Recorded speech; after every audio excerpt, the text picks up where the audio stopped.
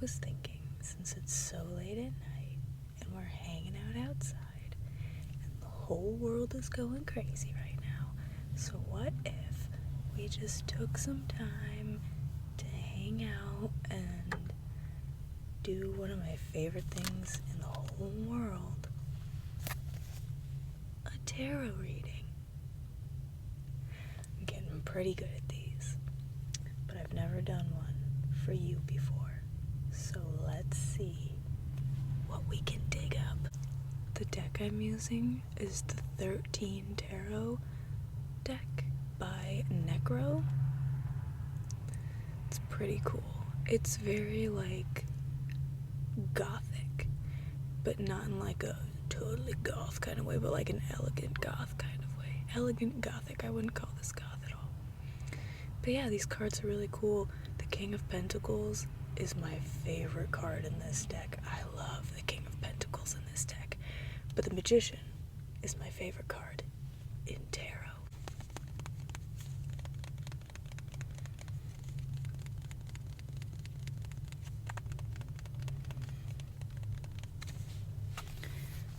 I am still kind of a beginner. That's what I would call myself, even though I've been doing this for a long time. I still feel like I'm a rookie. So to help me, I've got... I love this girl. Her and I are very much on the same page, so I trust her intuition. Alright, so to get us through this safely, I've got...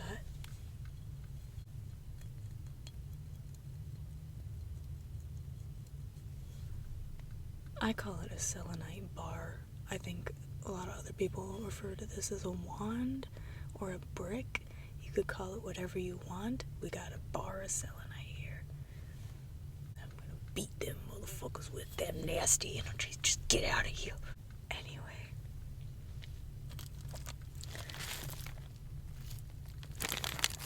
I've also got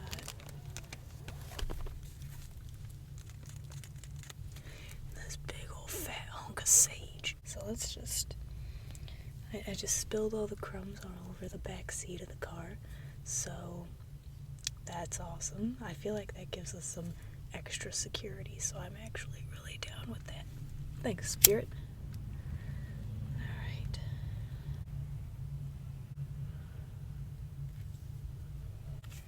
I'm gonna smudge you to get your energy nice and fresh and clean.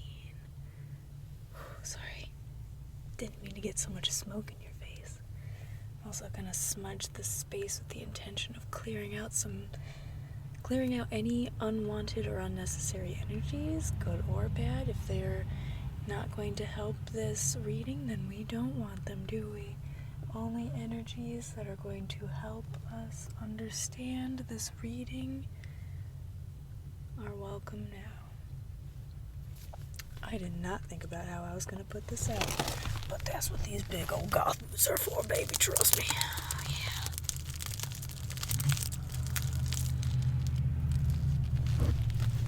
Punk rock, motherfucker. Alright, I also have a small piece of black tourmaline in here with us. It's in my boot. Here. But it's also here to protect us. So, without further ado, we've got our sage burned, our area cleansed, our intentions set. Well, at least for our cleansing. Should we set some particular intentions before we start actually reading? I feel like that might be beneficial. So what kind of intention do you want to set? Whatever kind of intention you want to set, go ahead and set it right now. I honor you. No, I'm not laughing at you. I just like to laugh in these situations. Do you mind if I kind of add to your intention? That was a really good one, by the way. I really like that.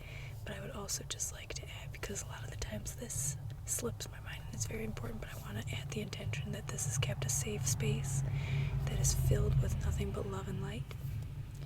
And that if any spirits decide to guide us on this tarot journey, that they be nothing but friendly and helpful and also full of love and light with nothing but the best intentions. So, again, without further ado, let's get started. Alright. Now, when you're doing a tarot reading or an oracle reading, the first thing you always want to do is clear your deck. Now, the way I do it is a lot of the times, like if I'm sitting at my altar, I'll smudge in between individual cards, not like the whole deck, not one individual card, but I'll just like lift a small stack up, smudge between it, and then I'll smudge around it. But since I already put out the sage, what I'm going to do instead is I'm going to take my selenite, I'm going to take the hammer end of it, this blunt side right here, and I'm going to knock the cards 3 times. I've also seen people use their, like just their hands, their knuckles to knock. I've also used clear quartz with the intention of clearing any energy and starting fresh and new, which is the intention we are going to be setting right now. We are going to knock any old energies out of this deck and start this reading fresh and new. So here we go.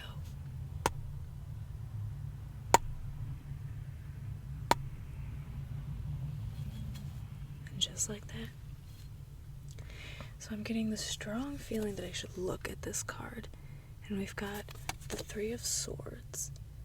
So you set your intention here, so maybe you'll know what this is talking about better than me, but let's consult the book, because there are some cards that I'm more familiar with and some cards that I'm less familiar with.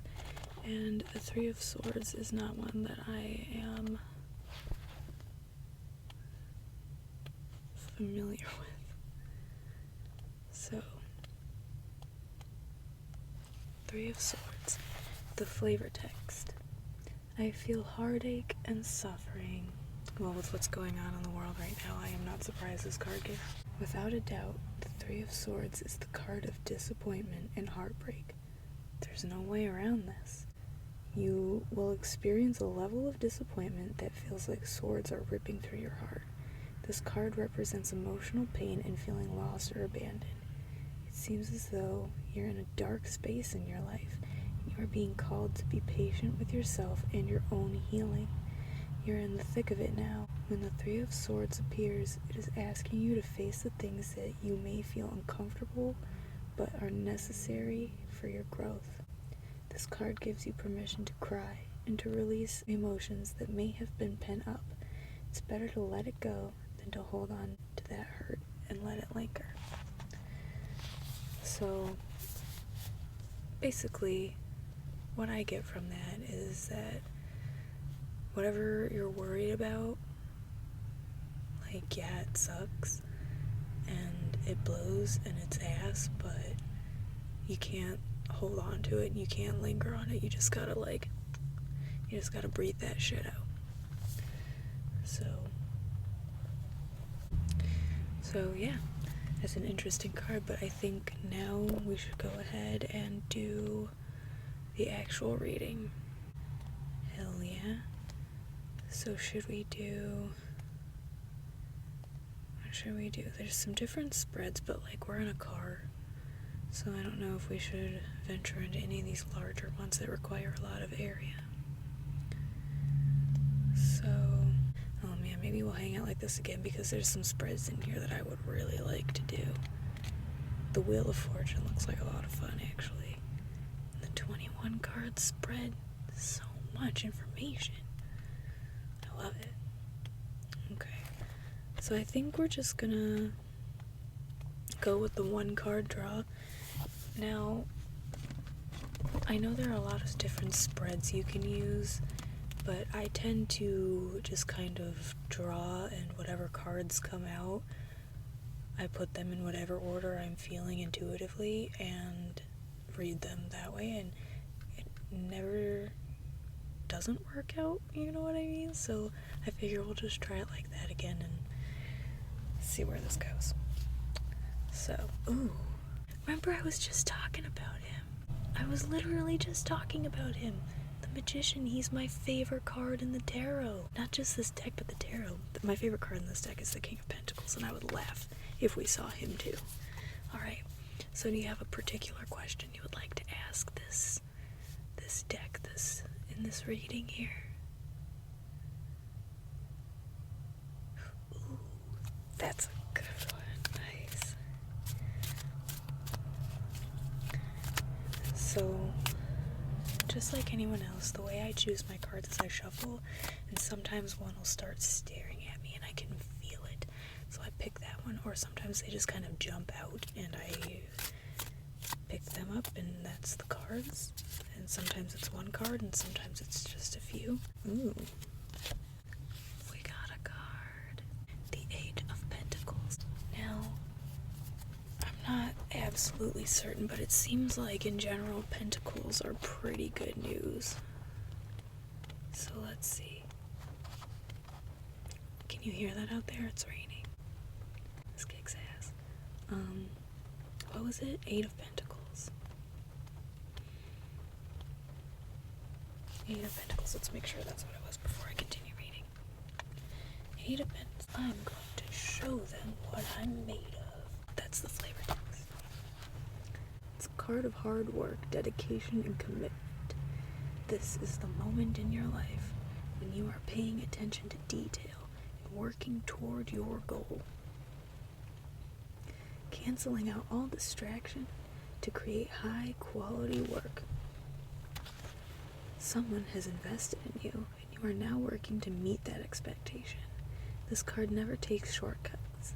In fact, it tends to go above and beyond to exceed expectations. If others didn't find your talents worthy of investing in, trust me, they wouldn't. When this card appears, it means that it's time for you to show your supporters or collaborators what you're made of. Yeah, that kind of resonates with me too. I dig it. In the book, she also has a career and work specification section, a love specification section, personal and spiritual section, and then the reverse section, but this one came up upright, so I'm not going to read those ones. We're just going to go off the basic of the basic here.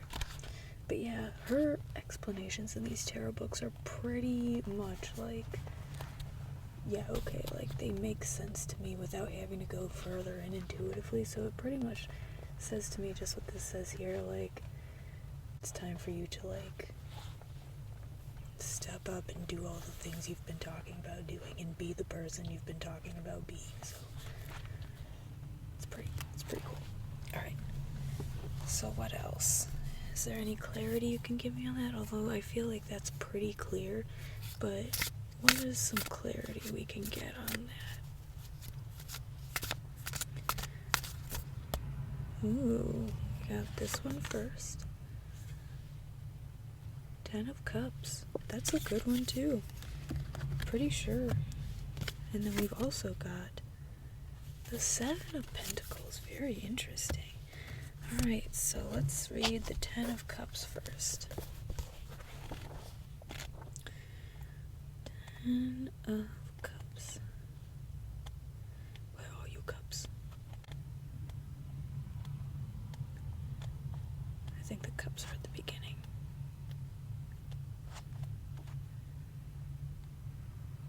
And it was the Ten of Cups right here.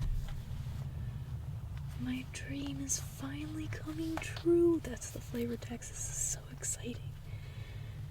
The heart is filled when the Ten of Cups makes an appearance in your reading. This is because each of the 10 cups on the card represents a positive memory, event, or simply something to be grateful for. This card reminds you to count your blessings and acknowledge how far you've come. But more than that, it brings total happiness because you have received, or are soon going to receive, everything you've ever wanted. The Ten of Cups represents time spent with family, entering a space of deep, true love, or the bliss you feel when you lose yourself in your work while doing what you love.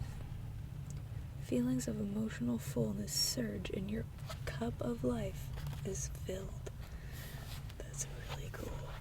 This is a really good reading so far. So it's basically like, Now's your time. Everything you want is coming, or is already here. Let's see what Seven of Pence has for us, because that was the next one.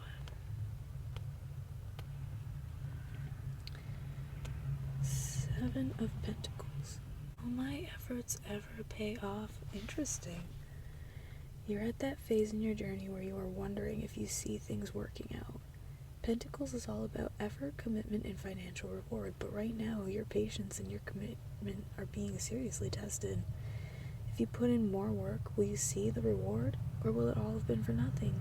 This card suggests taking a step back and examining what you are asking about to decide if additional work and effort are really worth it. Looking at things from a different perspective will help you see the bigger picture and figure out what needs to be tweaked in order to create success.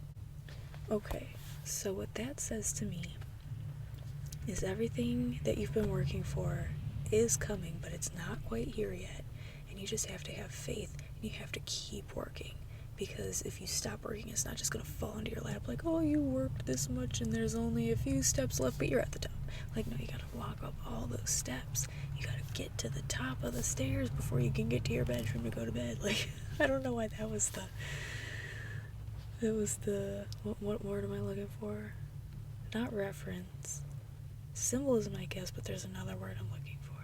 Although I think the word you're looking for is Space Ranger. So, let's see. That brings up the question, like, okay, so what is it that we have to do? What do you have to do? What's left? The Seven of Swords now. Swords are feisty. Alright. Seven of Swords. What you got? Come at me, bro. Wands. Swords, yes. Alright. Oh man. Who can I trust? This is the card that almost no one wants to see. The Seven of Swords is the card of cheating, deception, and stealing. It shows sneaky behavior and being robbed. It causes you to question your environment and the people within it, and to ask yourself if you can really trust them. Should you do a little background search to find out who they are and what their motives could potentially be? In a more positive reading, which is rare with this card, the Seven of Swords can suggest relocation, but more often it indicates that you'll want to find out if there's some sneaky, underhanded behavior going on around you, which is really interesting. But in the reading that we're doing right now, I feel like this card is bringing up self-sabotage. Those are the words that are coming to me. So,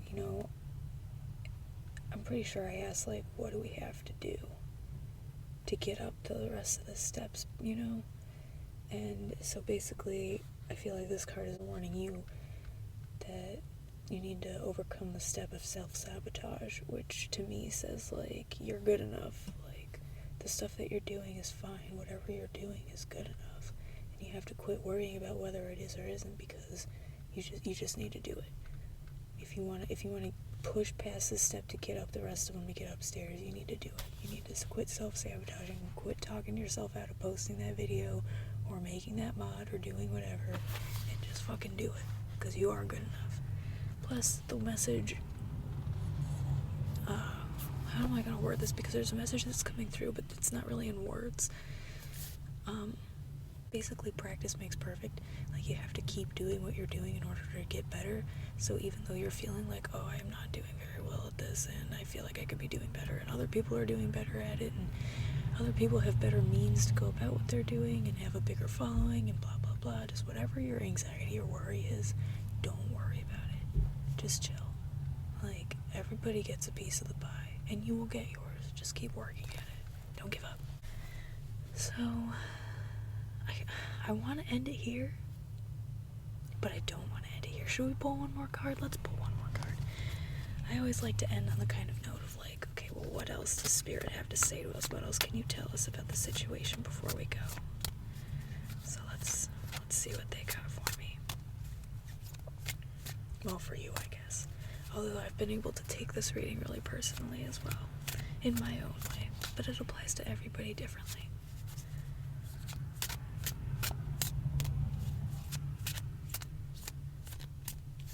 What else you tell us about the situation?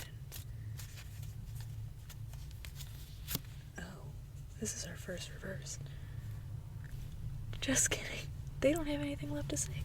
That's funny. I usually never ever shuffle this card of the deck. I usually use it as a bookmark, actually. The layouts in the back, because there's like a pretty fat section behind the rest of the tarots where it like kind of teaches you different layouts and how to read them. So this card says to me that they have nothing else to say. So I'm going to take that and walk away with it and say thank you for your messages. I hear you loud and clear. You hear them loud and clear, I'm sure. So basically, to sum it all up, you're doing great. You're working hard. You keep working hard, because that's how you're going to get to the top. Yeah. And, you know, it's not going to hurt if you stay modest to the top. And still modest at the top. Perhaps even modest past the top. Anyway, I'm going to let you get out of here. Have a good night, and I hope you rest in peace.